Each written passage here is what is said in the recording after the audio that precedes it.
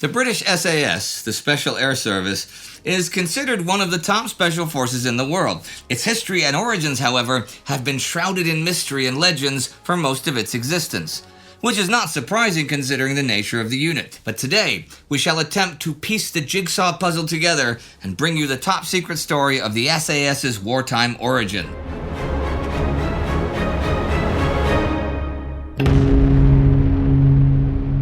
I'm Indy Neidell. This is a World War II special episode about the origins of the SAS.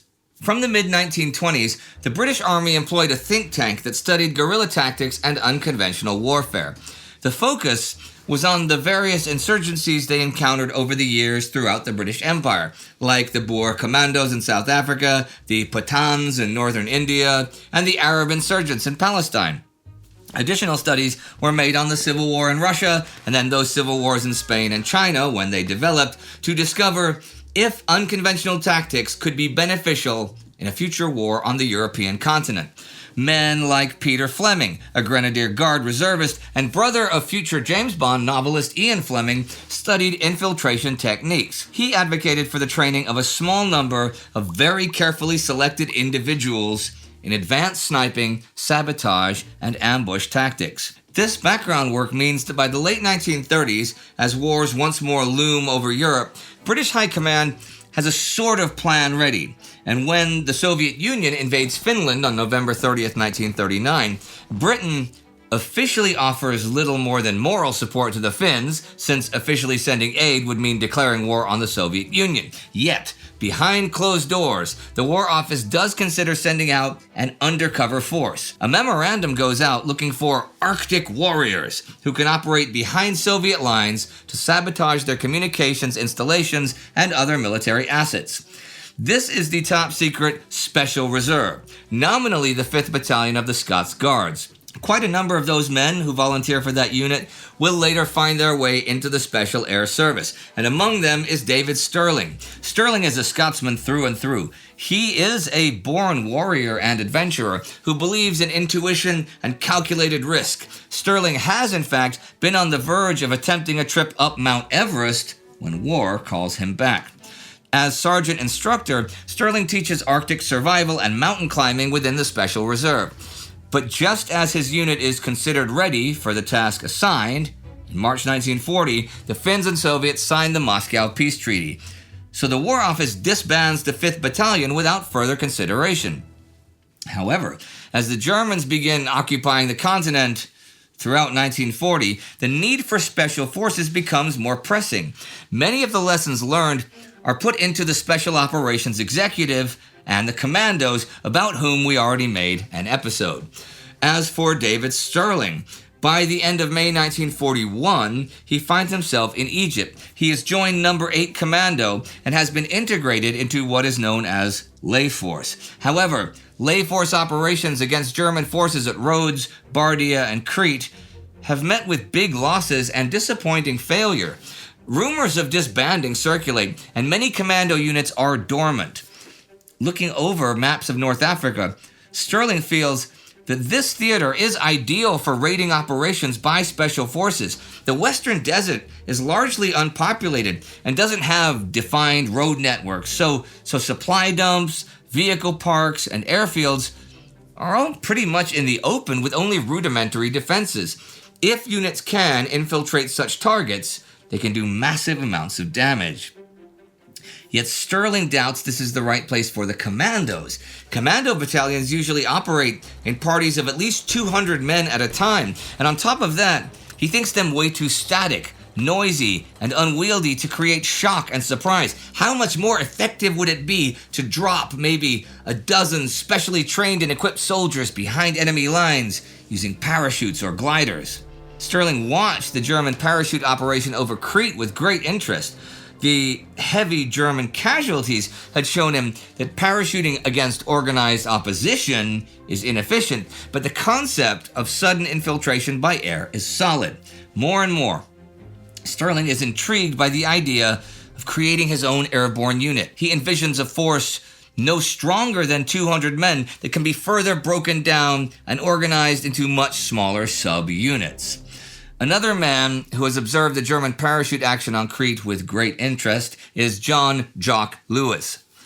He moved from Australia to Great Britain and joined the Welsh Guards in 1939. Sent to North Africa as the Guards' weapon training officer in 1940, he quickly understands the possibilities of unconventional warfare within the desert.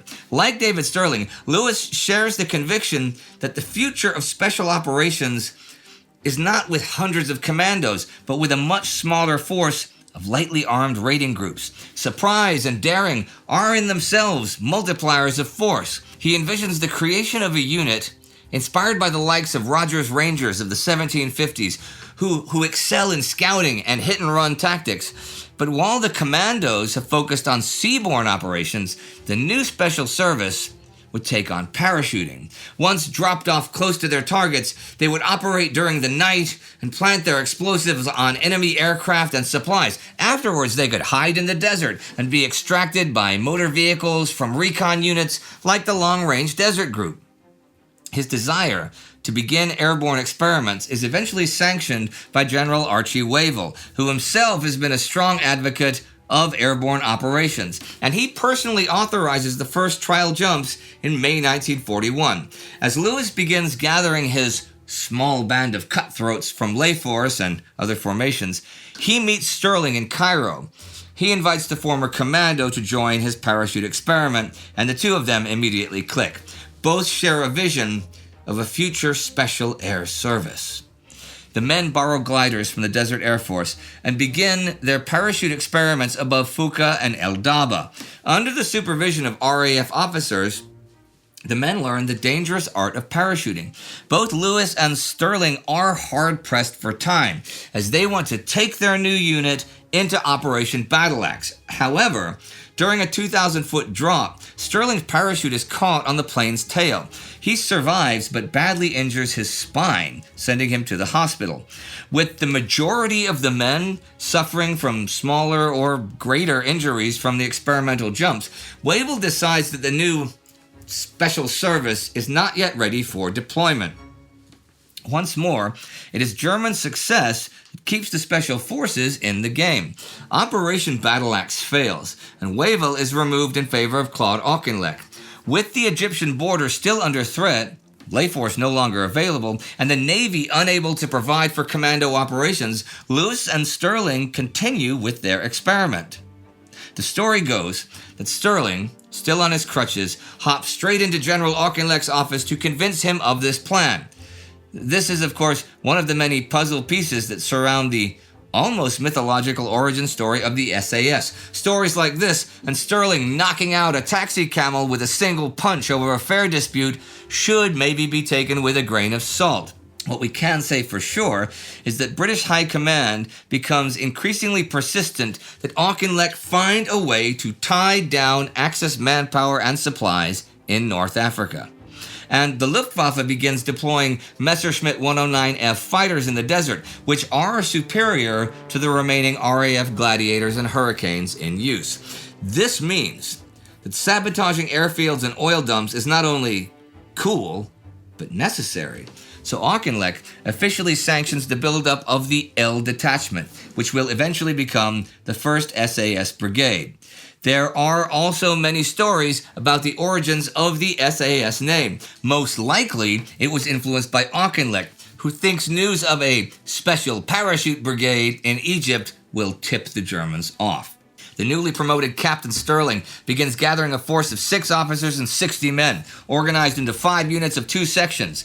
These are the originals, the godfathers of the SAS, a wild assortment of former commandos, veterans, survivalists, and other specialists. Many are already legends within their units and took part in raids against Tobruk, the Italian coast, or the Greek islands.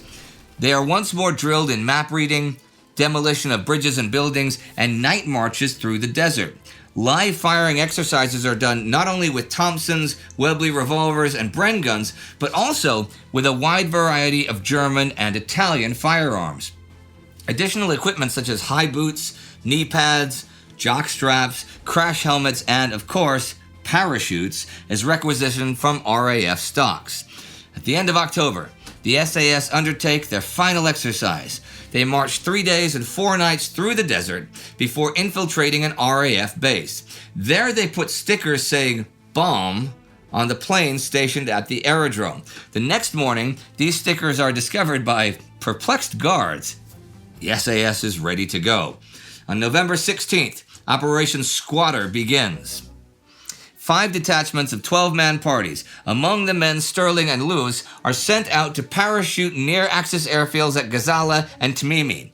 As the planes approach the Gulf of Bomba, however, they fly straight into a terrible storm. One plane goes missing straight away, and Sterling's party drops at a terrifying speed. All of them sustain injuries. Their equipment canisters are scattered to the winds, and the fuses to their explosives become damp. The first mission of the SAS is a disaster. Under half of the unit makes it back. 6 men die, and 28 are taken prisoner. At the end of November, Lewis and Sterling meet with their surviving officers. The only thing that has saved their reputation is that the remaining men managed to remain hidden and return from behind enemy lines without being intercepted. It demonstrates that the core concept is indeed solid. But this leads to a heated argument. What if they got rid of parachuting altogether? It is clearly the Achilles heel of the outfit. Parachuting depends on the weather and the aircraft available, accuracy is poor, and the amount of explosives they can carry is really limited. Why not use a unit like the LRDG for insertion instead? Okay, fine, motor transport is slower, but it is convenient and it is reliable. Sterling is reluctant. After all, the whole sales pitch for the SAS had been parachuting. Nonetheless, at the beginning of December, Sterling meets with Major Steele of the LRDG and they make a deal. The Paras are to accompany the raiders on their missions against Sirte and El Akela in the coming weeks. While the LRDG does its thing, raiding and ambushing enemy trucks and supply dumps, the SAS is dropped off close to enemy aerodromes during the night. Just as they have trained, the Paras begin infiltrating the installations without being spotted, sneaking past enemy sentries and patrols. Inside, they plant special incendiary bombs, designed by Lewis himself, on the parked aircraft. The bombs are called Lewis bombs and are a mix of diesel oil and plastic explosives, light enough to be carried around and triggered by pencil detonators set on a 20-minute timer. Then the men escape back into the desert before the explosions and the chaos. All groups return within a few weeks. They have destroyed 90 enemy planes without suffering any major casualties themselves. Auchinleck and High Command express high praise for the SAS. Sterling and Lewis once more meet with their officers to discuss their mission and its results. As expected, the element of surprise is their main ally. The meeting ends with the notion that they will soon set out with the LRDG again, and parachuting is definitely out, at least for the foreseeable future. True to their motto, "Who dares wins," the flaming sword of the 1st SAS Regiment will continue its illustrious wartime career, raiding Axis installations in North Africa over the rest of the war. Although Lewis is killed already in a raid in Libya the last day of 1941, and Sterling is captured in January 1943, the SAS remains operational, and as we all know, the legends just grow from there. If you'd like to see that special we did about commandos a while back, you can click right here for that. And to get more specials like that, and more specials like this, and more everything, join the Time Ghost Army at timeghost.tv or patreon.com. Do not forget to subscribe. See you next time.